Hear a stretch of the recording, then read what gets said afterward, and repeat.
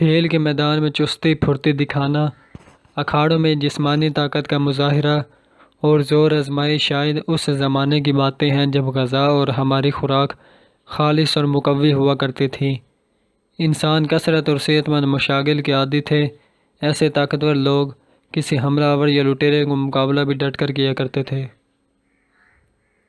آج کا دور کشتی، ملاکھڑیے، پنجے آزمائی کا نہیں، لیکن 1.5 صدی قبل یہ کھیل اور دیسی ہتھیاروں کا استعمال باقاعدہ فن کا درجہ رکھتا تھا۔ پٹے بازی اور منوٹ بھی ایک قسم کے ہتھیار تھے۔ یہاں ہم تقسیم ہند سے کئی سال قبل دلی کے ماہر بنوٹ باز اور طاقتور لٹیرے سے متعلق 2 حیران کن واقعات بیان کر رہے ہیں۔ یہ ایسے واقعات ہیں جنہیں پڑھ کر یا سن کر عقل دنگ رہ جاتی ہے۔ ملاحظہ کیجیے۔ پٹے بازی اور بنوٹ، یہ دونوں فن حقیقت میں عجیب و غریب ہیں۔ پٹے بازی ایک ادنیٰ درجے کا فن ہے، مگر بنوٹ اس کا مقابلے میں بہت اعلیٰ درجے کا ہے۔ ایک شخص جو عمدہ بنوٹ جانتا ہے 2-4 نہیں بلکہ 10-20 آدمیوں کے قابو میں نہیں آ سکتا۔ ان دونوں فنون کے استاد دہلی میں بکثرت موجود تھے، مگر اب ان کا بالکل کال ہے۔ سارے شہر میں اس فن کے شاید 2-1 استاد ہوں تو ہوں۔ 1881 عیسوی کا واقعہ ہے کہ ایک شخص جس پر خون کا الزام تھا اور بڑا قوی ہیکل اور زبردست جوان تھا، وہ یک دہلی پولیس کے ہاتھ سے ہتھ کڑیاں توڑ کر نکل گیا اور ایک سپاہی کی تلوار چھین کر عدالت سے نیچے اتر آیا۔ اس کے ہاتھ میں ننگی تلوار دیکھ کر سب بھاگ کھڑے ہوئے۔ عدالت میں ایک کوہرام مچ گیا۔ ہر چند اس سے تلوار چھیننے کی کوشش کی گئی، مگر کسی کو یہ جرأت نہ ہوئی کہ دلیری سے اس کے پاس جاتا اور اس سے تلوار چھین لیتا۔ وہ برابر آواز پر آواز دے رہا تھا کہ کسی کو جرأت ہو تو میرے سامنے آئے۔ آخر یہ بات طے ہوئی کہ اگر یہ آسانی کے ساتھ تلوار نہ دے تو اسے گولی مار دی جائے۔ کہ اتنے میں ایک میر صاحب جو بہت ہی کمزور ہاتھ پیر کے پستہ قامت تھے اور غالباً دہلی کے رجسٹری کے محکمے میں کام کرتے تھے، اپنے دفتر سے باہر نکل آئے اور حکام سے یہ کہا کہ اگر حکم ہو تو میں اسے زندہ گرفتار کر لوں۔ یہ سن کر ان کو بڑا تعجب ہوا۔ ان سے کہا گیا کہ کیا آپ واقعی اس سے تلوار چھین لیں گے؟ انہوں نے کہا یہ معمولی سی بات ہے، میں اس ایک سے نہیں بلکہ کئی ایک آدمیوں سے تلوار چھین سکتا ہوں۔ چنانچہ انہیں حکم ملا۔ انہوں نے ایک پیسہ اپنے رومال میں باندھا اور اس کے آگے گئے۔ اس نے ہنس کر کہا کہ آپ اپنی جان کیوں خطرے میں ڈالتے ہیں؟ سامنے سے ہٹ جائیے ورنہ میں تلوار سے آپ کی گردن اڑا دوں گا۔ میر صاحب نے ہنس کر کہا کہ بھائی تیری خیر اسی میں ہے کہ تلوار دے دے، ورنہ تجھے سخت نقصان پہنچے گا۔ وہ یہ سنتے ہی لال پیلا ہو گیا اور میر صاحب پر تلوار لے کے شیر کی طرح چپٹا۔ میر صاحب نے پینترا کاٹ کے اس کی کلائی پر اس زور سے رومال میں بندھا ہوا پیسہ مارا کہ تلوار اس کے ہاتھ سے چھوٹ کے کئی گز آگے جا پڑی۔ چونکہ وہ پیسہ کلائی کی رگ پر لگا تھا، خود ایسا چکرا کے گرا کہ کئی منٹ تک اسے ہوش نہ آیا۔ آخر وہ زندہ گرفتار کر لیا گیا اور میر صاحب کی بڑی واہ واہ ہوئی۔ اسی طرح ایک ڈاکو جس کا قد 8 فٹ سے کم نہ تھا اور جو ایک دیو معلوم ہوتا تھا، جس کی قوت یہاں تک تھی کہ موٹی موٹی زنجیریں بہت آسانی سے توڑ دیا کرتا تھا، جس کے آگے 8-10 من کا بوجھ اٹھا لینا ایک معمولی بات تھی، جو تنہا ڈاکہ مارا کرتا تھا۔ اپنی حسب عادت وہ نجف گڑھ کے ایک سپاہی جو انگریزی پلٹن میں ملازم تھا کے گھر میں آیا۔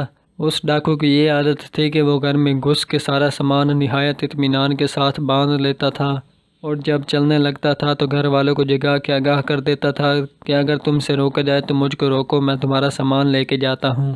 اتفاق سے سپاہی کی بیوی اور اس کی بڑھیا ساس کے سوا مکان میں کوئی نہ تھا۔ اس نے حسب عادت ان عورتوں کو جگایا اور کہا میں سامان لے کے جاتا ہوں۔ سپاہی کی بیوی پہلے ہی سے جاگ رہی تھی اور یہ سارا تماشا اپنی آنکھوں سے دیکھ رہی تھی۔ اس نے ڈاکو کی آواز سن کر صرف اتنا کہا کہ اچھا تو میرے گھر کا سامان لے جا رہا ہے، لے جا، میں عورت ذات ہوں اور ایک میری بڑھیا ماں ہے۔ اس وقت اگر میرا شوہر ہوتا اور تو اس کے آگے سے سامان لے جاتا تو میں جانتی کہ تو بڑا ڈاکو ہے۔ یہ سن کر ڈاکو نے ایک بڑا قہقہا لگایا اور اس سے دریافت کیا کہ تیرا شوہر کب آئے گا؟ اس نے کہا کہ وہ جلد آنے والا ہے، اس کی رخصت منظور ہو چکی ہے، وہ غالباً ہفتہ عشرے میں یہاں پہنچ جائے گا۔ اس پر ڈاکو بولا کہ ہم یہ سامان یہی چھوڑ جاتے ہیں، جب تیرا شوہر آئے گا تو اسی وقت آ کے لے جائیں گے۔ یہ کہہ کر ڈاکو چلا گیا۔ کوئی 15 دن کے بعد وہ دیو نژاد ڈاکو جس کے ہاتھ میں 1 من کے وزنی لوہے کا ڈنڈا رہتا تھا پھر اس سپاہی کے مکان میں آیا۔ اسی طرح بے تکلفی سے اس نے سارا سامان باندھا اور جب اپنا کام کر چکا تو اس نے سپاہی کو جگایا اور کہا میں یہ سامان لے جاتا ہوں۔ سپاہی اٹھ کھڑا ہوا۔ بانس کی ایک معمولی لکڑی اس کے ہاتھ میں تھی۔ اور اس نے ڈاکو سے کہا تیری خیر اسی میں ہے کہ تو یہ کل سامان جہاں سے سمیٹا ہے وہیں رکھ دے اور اپنی جان بچا کے چلا جا۔ دیو نجار ڈاکو بہت حقارت سے خندہ زن ہوا اور کہا کہ ڈنڈا جو میرے ہاتھ میں ہے اتنے وزن کا ہے کہ تو اسے اٹھا نہیں سکتا۔ 3 ڈنڈے سے ایک زبردست بینسے اور سانڈ کو بٹھا دیتا ہوں۔ تیری عورت حقیقت میں بڑی دلیر ہے کہ اس نے مجھ سے 2 بدو باتیں کی تھی۔ ایسی عورت پر مجھے رحم کھانا چاہیے۔ تیری اس جرت سے یقیناً وہ بیوہ ہو جائے گی اور تو مفت میں جان دے دے گا۔ میرے ایک ہاتھ کا بھی تو نہیں ہے، بس تو جا اور اپنی بیوی پر رحم کھا کے اپنے پلنگ پر سو جا۔ سپاہی نے ایک کہا مارا اور پھر جلا کے کہا کہ اس بےہودگی سے کوئی نتیجہ نہیں۔ اگر تو اپنی جان کی خیر چاہتا ہے تو اس سامان کو کھول اور جہاں سے لیا ہے وہیں رکھ دے۔ ڈاکو کو سپاہی کی یہ بد زبانی اچھی نہ معلوم ہوئی۔ اس نے فوراً اپنے لوہے کا ڈنڈا رسید کیا۔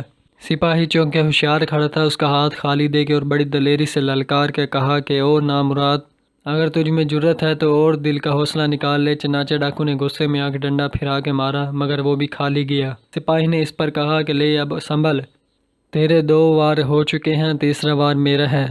یہ کہہ کر کچھ ایسی لکڑی اس کی شارک پر ماری کہ وہ دیو چکرا کے گر پڑا۔ سپاہی اس کے پاس کھڑا ہو گیا اور زور سے ٹھوکر مار کے کہا بس اس برتے پر اتنا پھول رہا تھا، ایک معمولی بانس کی لکڑی بھی نہ کھا سکا۔ چنانچہ بڑی دیر میں اسے ہوش آیا، مگر اس میں کسی قسم کی ہمت نہ رہی۔ وہ سپاہی کے پیروں پر گر پڑا اور کہا مجھے امان دو، میں تمہارا مدت العمر خادم رہوں گا۔ یہ کوئی کہانی نہیں بلکہ حقیقت ہے کہ جو لوگ بنوٹ کے فن سے ناواقف ہیں وہ ممکن ہے کہ اسے کہانی سمجھیں یا مبالغہ خیال کریں، مگر فی الواقع جنہوں نے بنوٹ کے استادوں کو دیکھا ہے یا کم و بیش اس فن کی خود ورزش کر چکے ہیں، وہ اسے اچھی طرح جانتے ہیں کہ ایک صاحب فن کس آسانی سے 10-20 آدمیوں پر غالب آ سکتا ہے۔ دہلی میں 1857 عیسوی سے پہلے اور بعد تک لکڑی اور بنوٹ کے علیحدہ علیحدہ اکھاڑے تھے۔ شرفا اور عمرہ کے بچے اس کی باقاعدہ تعلیم پاتے تھے۔ اسی طرح پنجہ اور کلائی کے استاد دہلی میں ایسے موجود تھے جن کی نظیر اب نہیں ملتی۔